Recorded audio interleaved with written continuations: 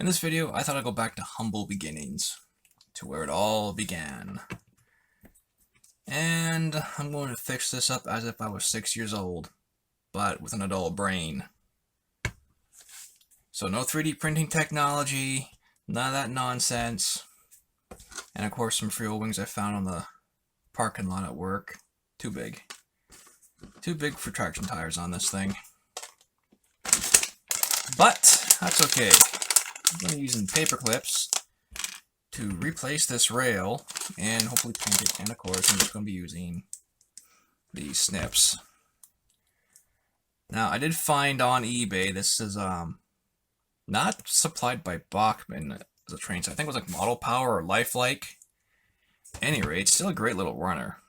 Got the windshield back in it too. And might need some touch up with paint.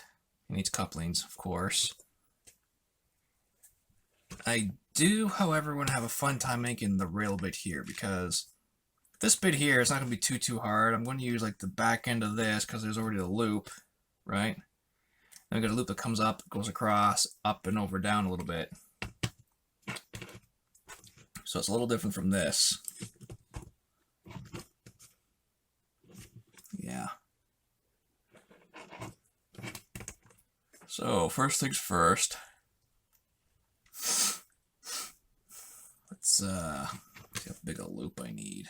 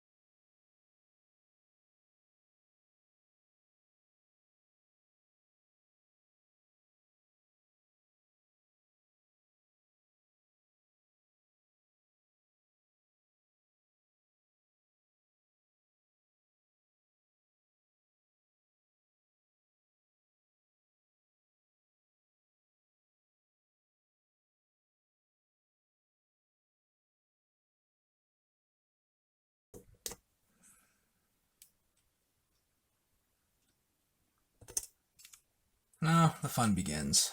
Let's get these glued on. Scoot those out of the way. And the other little bits.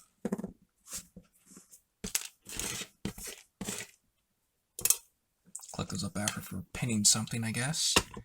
And I'm gonna need some of my gel super glue from the dollar store. Bond skin instantly. Yeah, this stuff sure does. Alright. Little dab here. Dab there. Something in sec. You get a dab.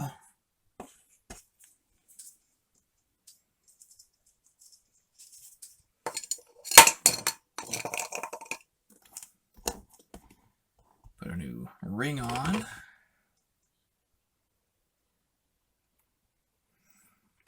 The nice thing with super glue gel is it does stick things pretty good, but it takes a lot longer to dry. And if I'm able to straighten this out just a little bit more here, that would be great.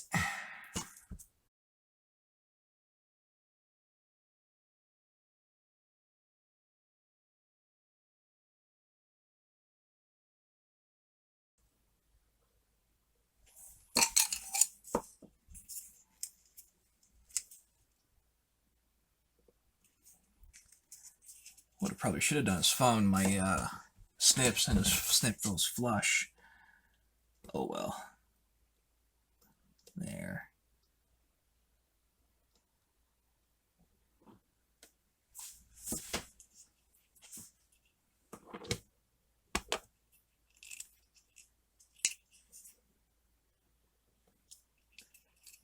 Put a little dab there and then just run it down.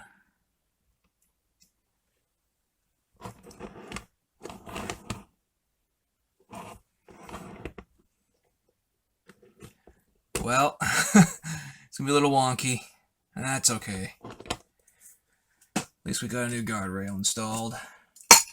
Then I got to put these little guys in next as well. Now, the final part. Uh-oh, did my lid. Okay, good. Alright, I need you. Let's be smart about this. Some there. Touch there. Whoop, a little too much.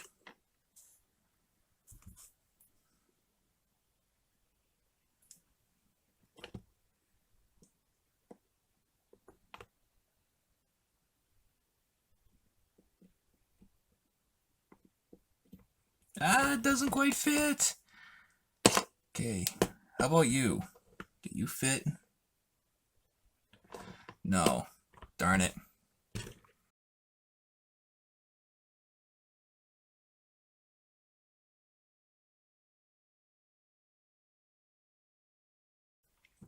This is going to be the most botched job I have ever done in my life on a little model. Oh boy. Okay, so I'm going to let this all dry. Make sure there's some glue down on there. Then I will go back and snip the top of that off. And with the gel super glue almost dry, and I went ahead and snipped this little nub off here, it's now pretty much complete. I figured something like this was going to happen where it gets a little wobbly on me, so 4-year-old side of me is like, good enough. Let's paint it red.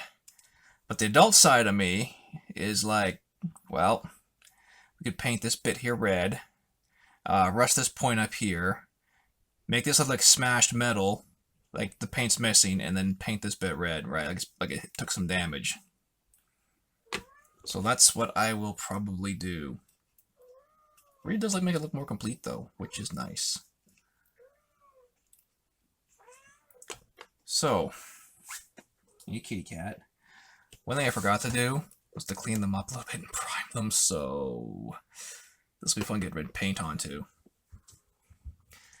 Now, I wonder if I have some paint that'll match that, or close to. Let's see. Let's see. Pure red? Give that a whirl. I thought put down some matte white, but I'm like, we'll just leave it. Oh my, I forgot to change my sheet from last time. It's gonna be the little flattest piece I put in yet. Alright. Now, I'm not gonna go too watered down with the paint. It's not like I'm painting a miniature model that's of like a small Warhammer scale here. So, and that glue's doing good, okay. Oh yeah, it's gonna cover it up just nice. Put it a little thicker, I guess.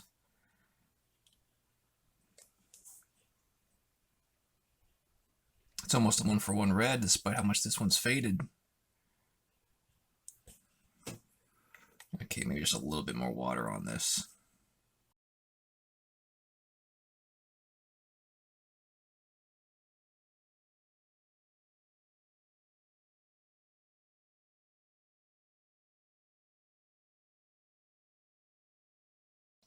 Not looking too bad, coming through. It's a little thick there, though. Move my snips and stuff out of the way. Get a damp brush, thin it out a little bit.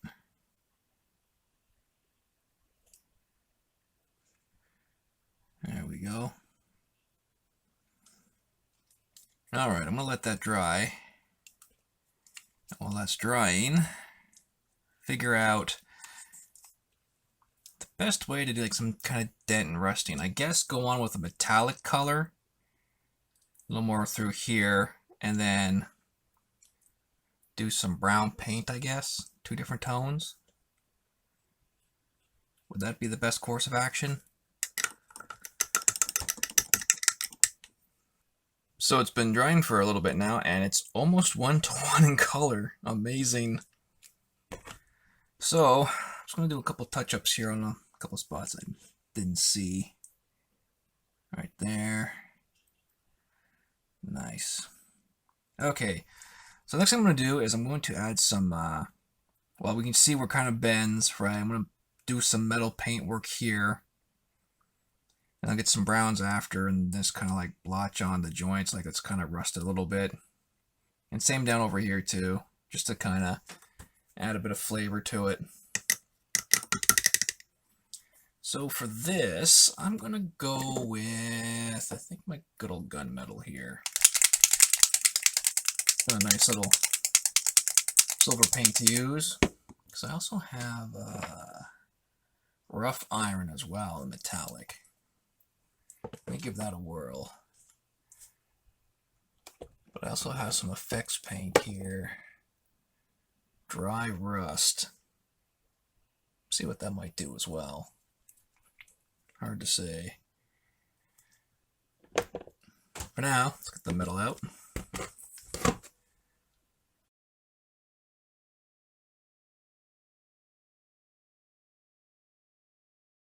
And might as well do a little dab down here too. Make it look like they kind of replaced it with a shorter piece. Because how do you explain the big dent, right? There we go.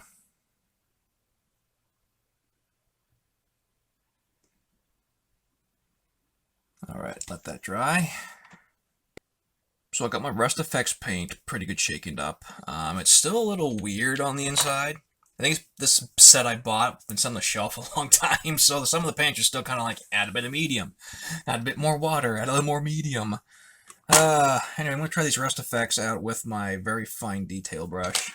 It doesn't need like a ton of it, but yeah, let's just get this out. Oh, okay. There's enough there, I think. Gonna wet up the brush. Get my locomotive. Gonna just kind of, oh, it's a little chunky. Okay, so I'm gonna dab some here. Dab some on those joints. I think I might have forgotten to put them. That's probably the medium that's sitting there on that palette right now. Load up the brush then. Dab it on.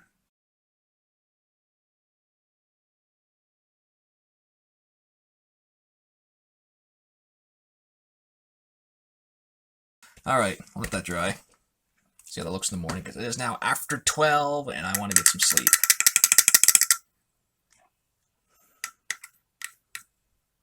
And just like that, it's all dry and complete. Even that rust effect coming into the where it meets there, it blends with the paint pretty good. It looks a little bubbly. Nice. So that will be it for this little guy for now, until I order him some new knuckle couplings, of course. And I'm going to have to get some traction tires. What if I just order like a general set for these things? Thanks for watching, guys. And hopefully next time we'll get to see me tune this up with a DCC system. I don't think it'd be that hard. There's only a couple of wires to power it and run to the light. Alright, take care.